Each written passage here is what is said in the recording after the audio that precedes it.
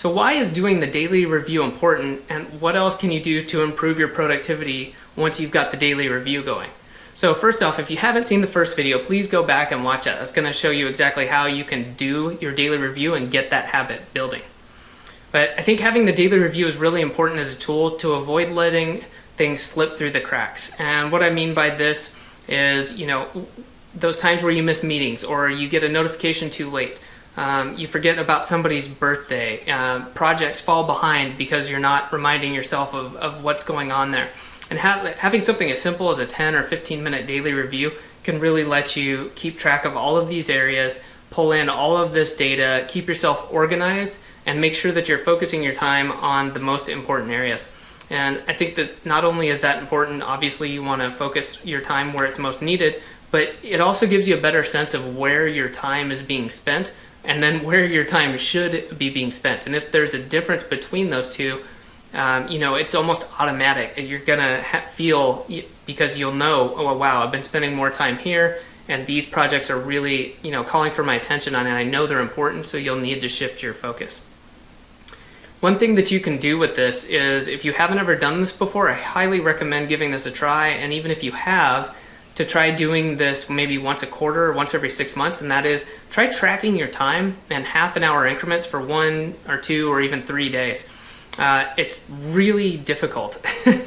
And this is, coming from me, I think it's difficult, and I still do it because it's so valuable.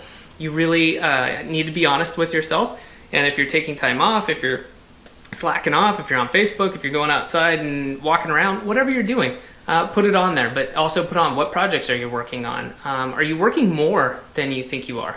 Things like that. It's going to open up your eyes to a lot of things that you don't notice in the day-to-day rush. Are you checking your email every half an hour? All sorts of little things really become evident, and then you can start to change those.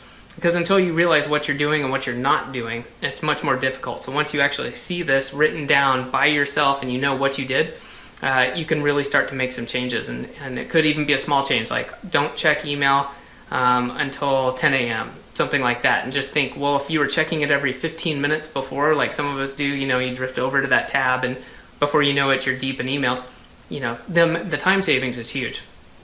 So the other thing that I think this is very helpful once you've got the daily review down is to start setting goals, because we're doing the daily review in order to work towards our goals.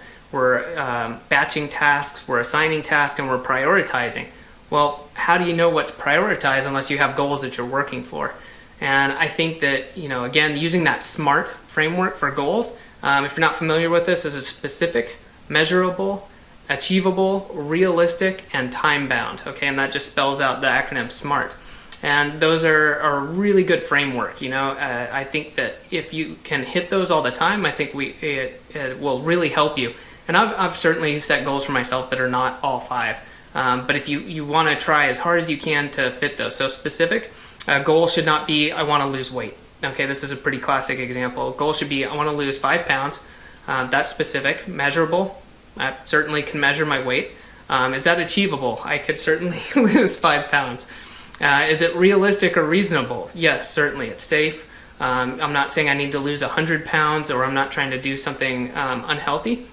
And is it time bound? That's when you would want to add on there, I want to lose 5 pounds in 6 weeks or something like that. And again, fitting it to all of those. So that's a very realistic goal that I would then want to set some action items to. What am I going to do to actually hit that goal? So getting into that's a whole nother big subject, but I think if nothing else, you can start setting some goals that help you prioritize, and that then trickles down into your daily review.